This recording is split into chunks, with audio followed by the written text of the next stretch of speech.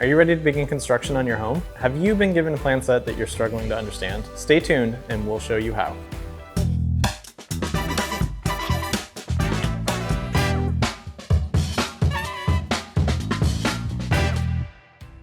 Hi, I'm Adam, a project manager here at Lamont Bros Design and Construction. We believe that an informed homeowner is critical to a successful remodel. Today, we'll walk you through the important elements of construction drawings and how to read the plans your contractor is using. So, what are construction documents and why are they crucial for your remodel? Construction documents are a set of detailed plans and other documents that outline the design, dimensions, and specifications of your remodel project. They serve as a communication tool between you, the homeowner, and the design and construction team. By learning how to read these documents, you can better visualize the finished space and ensure the smooth execution of your project. Typically, construction drawings will be annotated with either numbered design notes or text callouts on each page. When reading numbered design notes, it's best to sit down with a pen or PDF reader and check off each note as you read it. This ensures that you don't miss any notes as you go along. If your design drawings have callouts instead of notes, the best method in this case is to go room by room. On the page for each room, look at the design callouts in a clockwise order, taking care to read and understand each callout and how it relates to the design. Here at Lamont Bros, we use our plan sets as part of our contract, so we work hard to make it as detailed as possible. If you're working with an architect or other design professional, your plans should look similar to ours. If you're working with a design build firm or a general contractor who's providing drawings for permitting, you may have less detail in your construction documents. Most construction documents should include the following.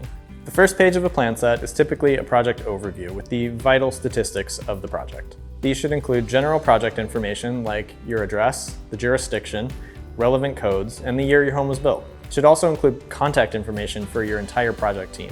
You should see the designer, design consultant, project manager, and site superintendent listed here, as well as any outside consultants such as architects or engineers. The abbreviation table is one thing to pay special attention to as you work through your plan set. You'll be seeing a lot of acronyms in your plans, and this table explains what each of these mean. Your designer has likely included some artistic renderings on the cover page as well. These are computer-generated 3D images of what the finished space should look like. These are generally to help you visualize the space, but aren't necessarily used by the production crew. In the remaining pages of the construction documents, there are many types of drawings and plans. Start by familiarizing yourself with the legend or key that explains the symbols and abbreviations used in the drawings. Take the time to carefully study each drawing, focusing on one aspect at a time. Pay attention to the scales and measurements provided to understand the spatial relationships between different elements. Following the cover page, we have a couple pages of residential building code that is mostly for our crew to reference. In the Portland metro area, any remodeling project over $25,000 is required to include a site plan in the designs. The site plan shows existing structures and proposed changes to lot coverage. This is also where we document property lines, setback requirements, tree coverage, and other elements related to your property's zoning restrictions. The demolition plan shows what items should get demolished, what should be preserved and protected, and what items we should carefully remove for reinstallation or recycling. Typically, elements to be demolished will be shown in red, and any special instructions will be tagged with a keynote. The new floor plan shows what the basic layout of the space will look like after your remodel.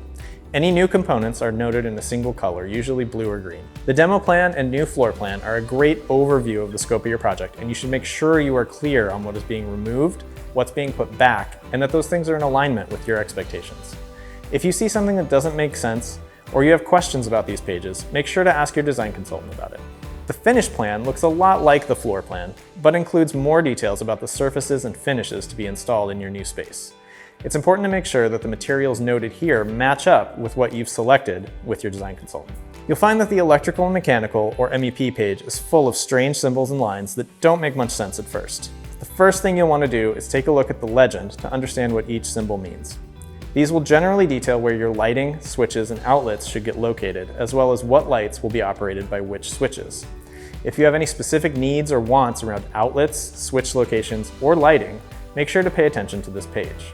During a renovation, one of the things that is easy to overlook is exactly how far your production crew is going to go when they're putting your home back together. Obviously, they're going to install drywall, flooring, and trim work, but oftentimes clarification of the paint scope gets overlooked. We use this page to set clear expectations for what surfaces will get painted and which ones won't, so you don't have any surprises at the end of the job. Towards the end of your plan set, you should also see some elevation drawings. These are two-dimensional views that show a view of the building or room from the side. The exterior elevation drawings help to communicate any changes to framing, windows and door openings, and exterior siding, while interior elevations are used to communicate locations and heights of things like countertops, shelves, backsplashes, or other finish elements that aren't clearly shown on the plan views. After you've reviewed your construction documents, make sure to follow up with the design and construction team if you have any questions or want clarification on any of the details in your plans. Remember, understanding these drawings is key to a successful remodel. We hope this video has helped you understand how to read your project plans. If you're embarking on a remodel project and want to know more about how to read your construction documents, check out the article linked below that dives even deeper into these documents. Continue educating yourself and stay tuned for more expert advice and valuable insights to guide you through your remodeling journey.